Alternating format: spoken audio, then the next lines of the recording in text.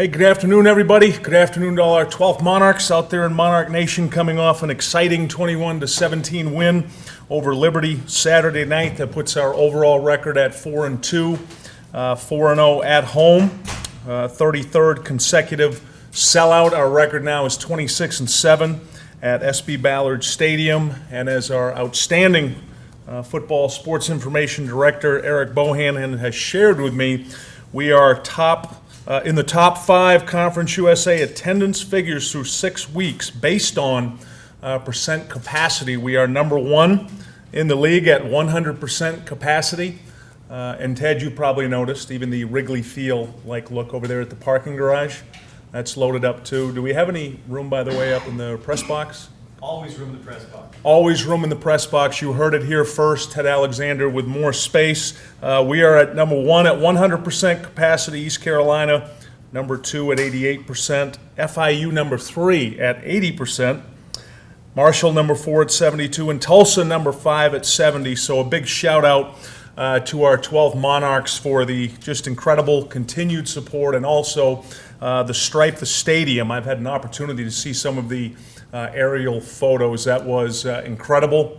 Thank you, 12 Monarchs, for doing that. Just something else that adds to the tremendous home field advantage that we feel, our players feel. We talked about it right in this room Sunday in our team meeting, how grateful we are, players and coaches, for that support. So thank you very much. In terms of the win, this was truly a character-building win for our football team. I say that because 54 of the 64 players that dressed for this game played in this game. We had 19 on offense, 27 on defense, and then 8 others that performed various responsibilities on special teams. And to have 84% of our players that dress contribute to this win, it's critical for our development and what we're trying to get accomplished as a program. It's not only going to help us now with the mindset we have of the future is now. We want to win every game we play right now, but also the development of this football team moving forward 2014 and beyond. Now, the keys to winning this game, as I discussed with our team yesterday, it really came down to what I referred to as game over plays. And what I mean by game over plays is in the last 5 minutes of this football game, there was a sequence of plays that if we don't convert, if we don't have success on special teams, defense, or offense, the game's over. We're going to lose, because there were 192 snaps in this game, and starting with play 169, which was a 3rd and 11 by Liberty on their own 29. If we don't make a play, we're going to lose. We trailed 17-7 at that point, and I'll share with you a couple of plays that were critical from that point on. Number 1, with 5 minutes to go, I mentioned their 3rd and 11 on their own 29. They run a double screen. Scott Wiggins, our freshman defensive end, bats the ball down, nearly intercepts it. That forces a punt. It also stops the clock. They punt. Aaron Evans catches the ball on our 36. We get a couple of critical blocks on that play, 3 of them by true freshmen, and Aaron takes the ball back 64 yards for a touchdown, which cuts the lead to 17-14 with 4 minutes and 22 seconds to go in the game. We then get a stop by our defense on 3rd and 5, and they've got the ball right now on their own 41. It's 3rd and 5. There's a minute 30 to go in the game. We've already had to burn 2 timeouts at that point to try to preserve some time. We're down to 1 timeout, so on this 3rd and 5, if they convert, it's game over. At that point, they can take a knee, and we're done. Reggie Owens comes up, makes a nice play on a slant route that they throw, and what was critical about that, not only did we stop them, but the incomplete pass stopped the clock. So we were able to save our last timeout at that point. They punt. Aaron Evans fair catches it, something that sounds easy, but if he drops the ball, fumbles the ball, and they recover, it's game over. So Aaron catches it, secures the ball. We take over on our own 27 with a minute 20 to go and 1 timeout, which for those that follow us, see us play, that's plenty of time for our offense to either score a touchdown or get in position for a field goal because of the pace we normally go at, whether it's practice or a game. We're constantly in that 2-minute offense mode. And at any point within that drive, if we would have got a sack, a fumble, an interception, or not converted on fourth down, it's game over. So there were 4 things within there that could have gone wrong, and our guys didn't. They converted.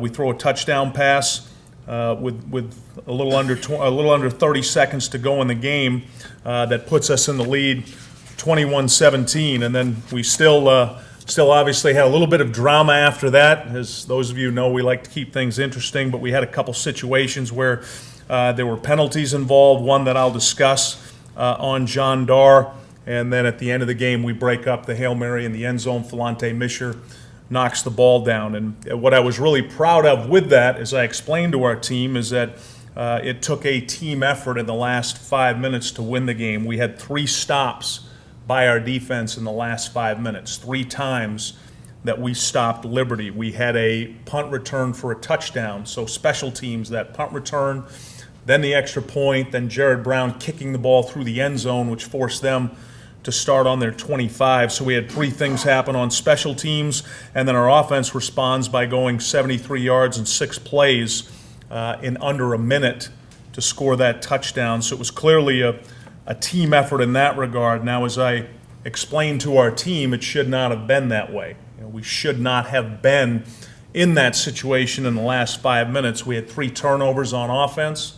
We were 1 for 6 in the red zone. We had 2 missed field goals, albeit they were long field goals, 47 and 53 yards. That right there alone is 41 additional points. The 5 touchdowns we didn't score in the red zone, then the 2 missed field goals. So this could have been a 62-17 game.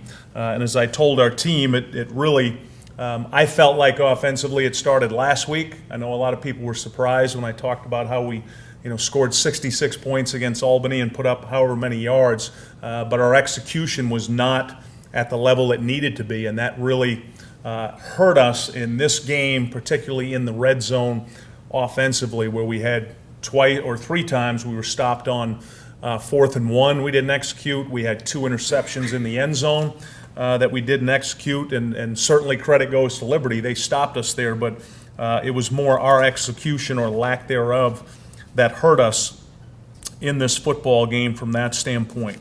I'll address right now a situation with the injuries that we've got.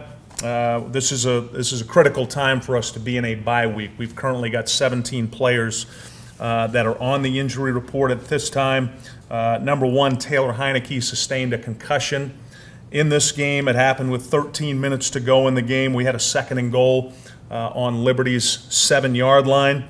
He had a 4-yard run on our sideline going towards the student section, and there was a major collision he was involved with their corner on the sideline. And as myself and Brian Scott, our offensive coordinator, and Ron Wickham, our quarterback coach, discussed with Taylor, tried to make it clear to him that what he did was unacceptable, lowering his shoulder, trying to gain that extra yardage in that situation. As you all know, he's a competitor.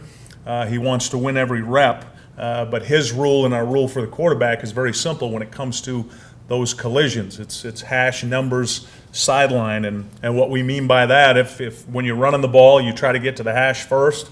If you can't, you slide. Then you try to get to the numbers.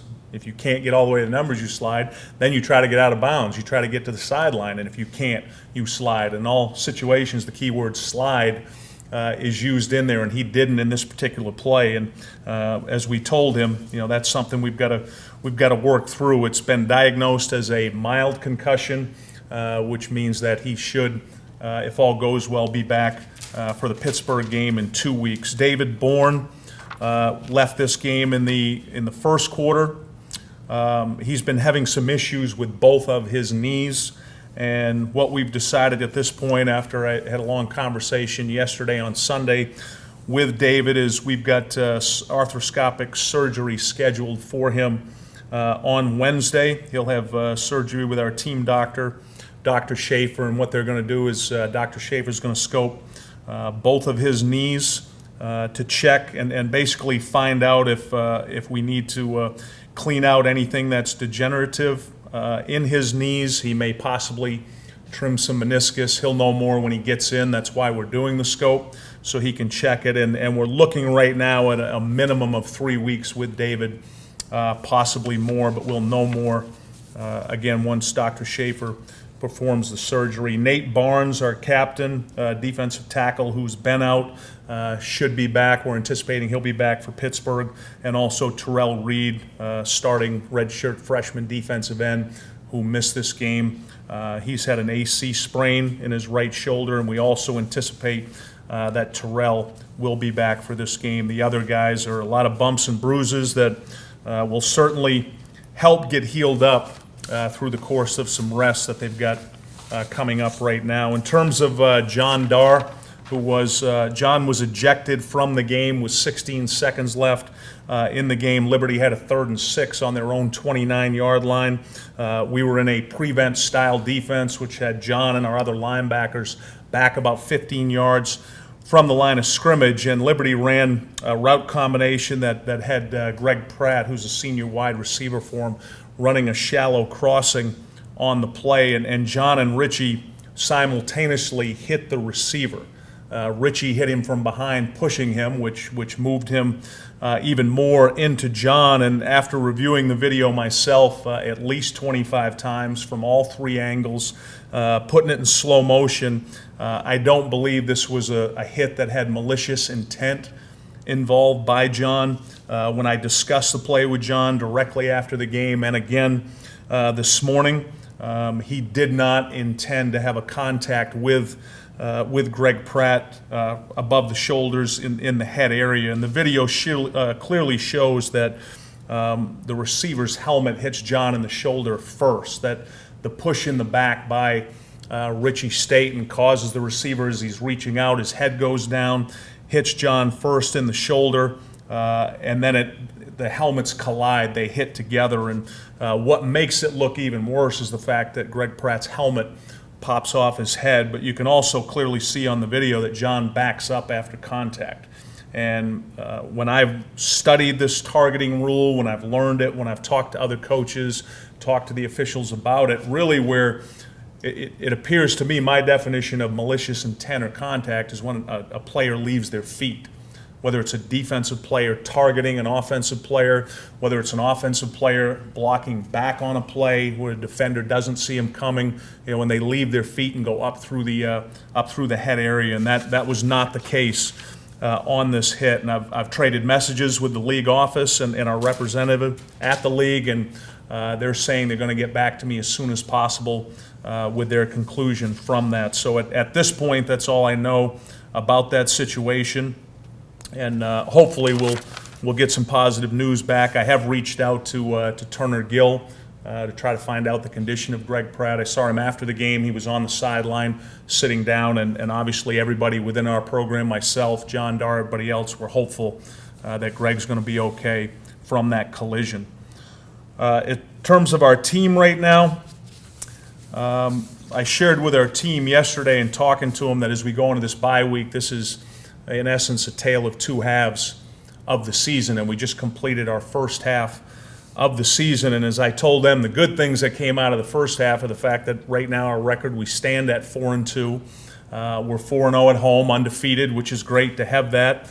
The bad is the fact that we're 0-2 on the road, and we're 0-2 against FBS football teams. And as we move into this second half, we open up at Pittsburgh in a couple weeks. Then we go on the road to Norfolk State, home versus Rhode Island, on the road to Idaho, which is another FBS program, home to Campbell, which will be our senior day, where we'll honor 11 seniors, and then wrap up the season November 23rd at North Carolina, another FBS program. The goals for this program right now, as I shared with our team, is to win the final 6 games. We want to end the season with a 10-2 record. We want to end the season on a 10-game winning streak. That's the number one goal. Number 2, we want to go 3-2 in our 5 bowl games. As you remember, at the start of the season, we talked about those 5 FBS teams we play, those are 5 bowl games. Because there's no postseason for us this year, we're not involved in the FCS National Championship, we're not involved in the FBS bowl games, we're not in Conference USA yet, so we can't play for a championship. We've treated those 5 FBS games as bowl games. So bowl game number 3 is 2 weeks when we go to Pittsburgh, and our approach is when we're done that we're 3-2 in those 5 games, and then thirdly is to continue to raise the bar as a team. And what I mean by that is I feel very strongly right now we can play better, we can play faster, we can play smarter as a football team. And we've got currently right now on our roster 70 of the current 93 players have played this season. 34 of those players are first-year players, meaning they're new to this program, whether they arrived in January, whether they arrived this summer. 34 have played of those first-year players. So out of the 49 first-year players on the roster, 34 of them have played to this point. 13 of those are true freshmen that have played to this point. We've got 9 defensive true freshmen that have played, 3 on offense, and 1 punter that are true freshmen. So that's what's got me convinced, our staff and our team convinced that we can play better, we can play smarter, we can play faster. I see improvement throughout for this football team. And at this point, with all that being said, I'll take questions. Hey, Bobby, what prompted you to, as far as Taylor Heineke and the concussion, what prompted you or him to come to you to evaluate? It wasn't until after the game, Dave, he got back to his room. It was about 10:30, 11 o'clock Saturday night, and he just wasn't feeling well. You know, at that point, he he ended up having contact with his family, and then Coach Whitcomb called me right after that. Taylor and Coach Whitcomb had a conversation. So he went to the hospital. He was evaluated. Our medical staff followed up on that, and then we reviewed again on Sunday with him. Said he felt much better Sunday. No headaches Sunday. No headaches. I met with him again this morning. No headaches. So that's where this diagnosis of a mild concussion came from. Did he exhibit any kind of symptoms, any kind of concussion symptoms after the collision and throughout the rest of the game? He did not. No, he did not indicate to anybody that he felt like something was wrong, and that does happen. There's so many times in football where that adrenaline's flowing out there, and the kids don't feel anything until after the game when they start to calm themselves down a little bit. You know, the adrenaline leaves, and in so many cases, whether it be a mild concussion, whether it be an injury to a body part, we usually find out a lot more on Sunday. But I told Taylor I was proud of the fact that he reached out to us Saturday night to make sure we were aware of how he felt. If you were playing this week, what would his status be? Questionable or? What I've gotten back, Ted, from our medical staff is that he'd be able to play. What's your policy if he had come to you, or if any player had come to you not feeling quite right or quite 100%, after a collision like that? Right. Do you have a kind of a set in stone policy about players with head injuries? Yeah, what we do is immediately we get them to the training staff. We have doctors on the sideline that will diagnose them. So first and foremost, I want to find out from our players and the medical staff how they feel. But I'm always going to lean towards they're not going back in the game unless the doctor's 100% convinced that they're fine, whether it be a situation with a concussion or any other injury. What does Bourne's injury and upcoming surgery, what's that do to his position and sort of your offensive line in general? Yeah, what we ended up doing in the game is true freshman offensive lineman Tyler Fisher came in and took the majority of the snaps and played very well. I'm really pleased with his progress right now. We talk about being in critical situation. You know, he's out there we're in a 2-minute drive at the end of the game to try to win it, and this kid's out there and he's performing and doing well. So Tyler will, you know, he'll compete for that job like we always do with our philosophy, whether it's offense, defense, special teams, is it's competition here, you know, going up to through practice in the Pittsburgh game. So between Tyler Fisher, our other guys in the offensive line, you know, we've got 10 guys that have played to this point. We're not counting David. David was the 11th, but 10 other guys that have played. All 10 of those guys will compete, and we're going to get the best 5 on the field for Pittsburgh, and then we'll continue to work in our backups. Can you speak to going for it on 4th down as much as you did, rather than kicking field goals? Yeah, in all of those situations,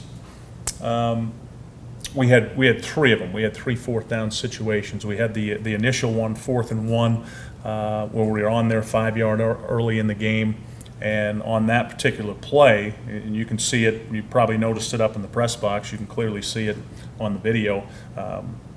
They were just trying to get lined up as we were snapping the ball, and Taylor throws the ball out to Markwell Thomas. He's easily going to get the first down. He might even score, and he falls down. Then on the second one, we've got a 4th and 1 on their 13-yard line. We run a pass play. The back's wide open on it. Cam Boyd, Taylor hits Cam. Our outside receiver, runs the wrong route. So now the safety doesn't get cleared out, which he would have, and then the safety's there to make a play. And then on the third one, we're in a 4th and 1 down on their 1-yard line. And we run a run play right up the middle. And you know, that really comes down to, again, this is where I go back to execution.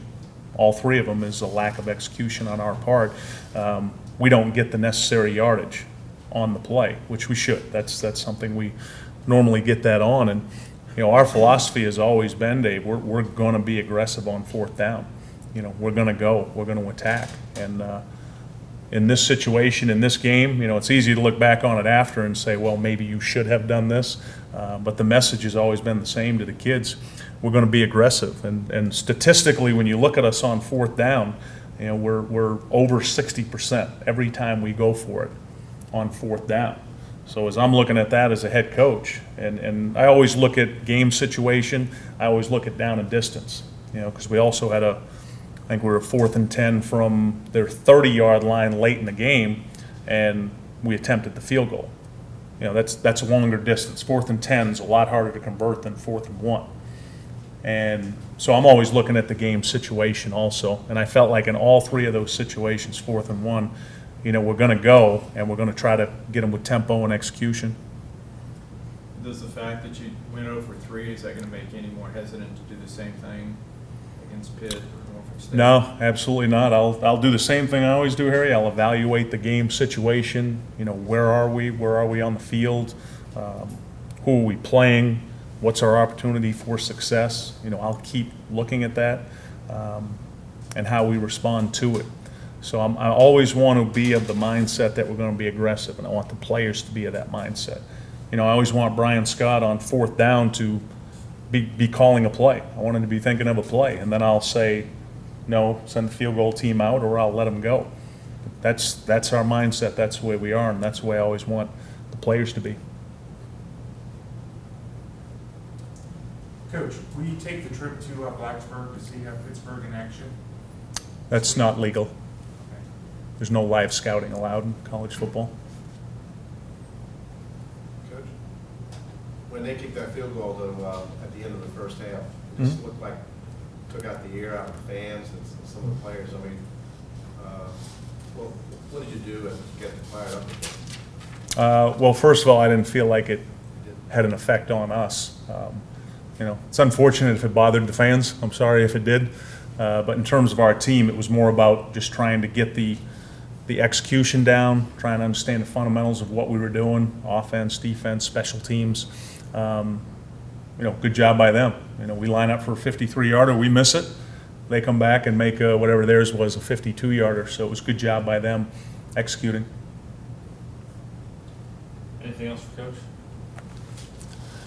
Thank you, everybody. Thanks for coming. Great job, 12th Monarchs. If we don't see you in Pittsburgh, or if we don't see you at Norfolk State, we'll see you our next home game, Rhode Island.